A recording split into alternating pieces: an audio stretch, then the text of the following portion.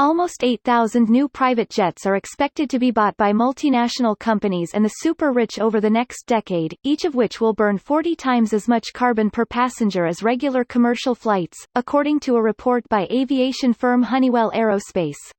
Here's a summary of the article.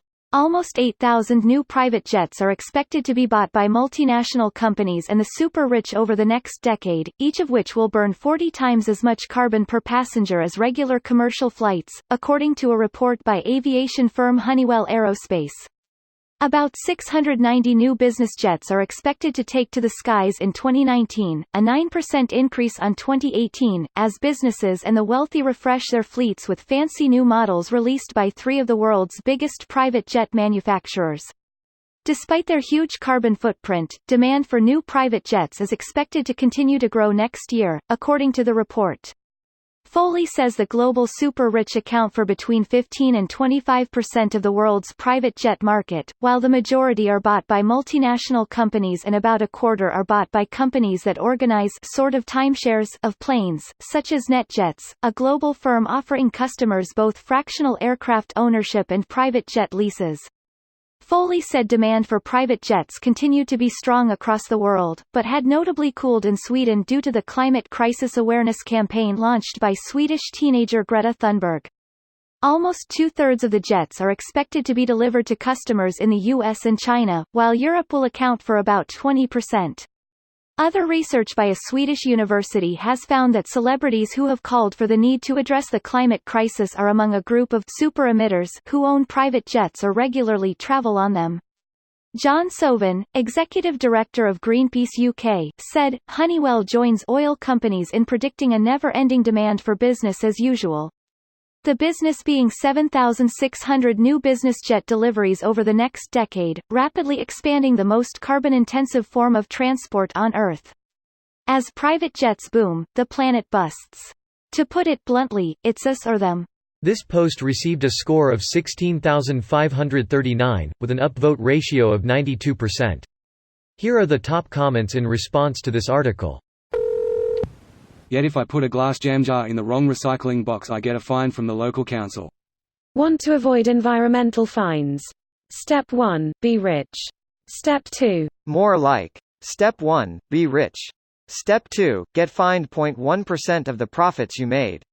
Step 3. Continue as normal because the 0.1% fine is a cheaper, easier, lazier alternative to being environmentally friendly. Add a couple of zeros before that one.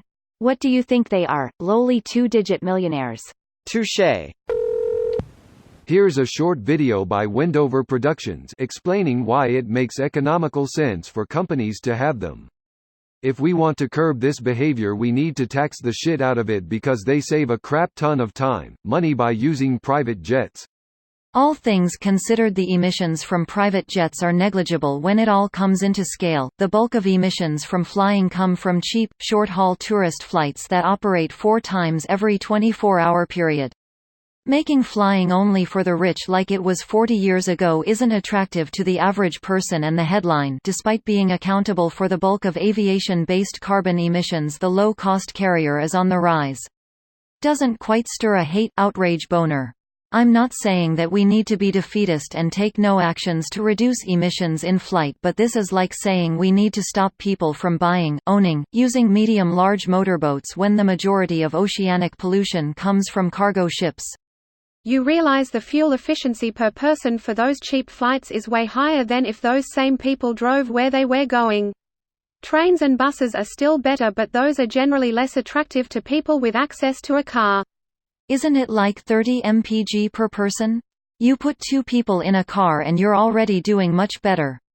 Some simple math, which I suck at, and an EMB 175 is about 54 mpg per person assuming it's full with 76 people. 737 MAX burns about the same going faster and hauling 100 more people, so it's even higher for that. How about you guys build a proper train system instead of choosing between the 2 worst methods of transportation available?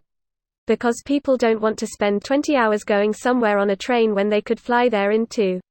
I said a proper train system. Greater than almost two-thirds of the jets are expected to be delivered to customers in the US and China, while Europe will account for about 20%.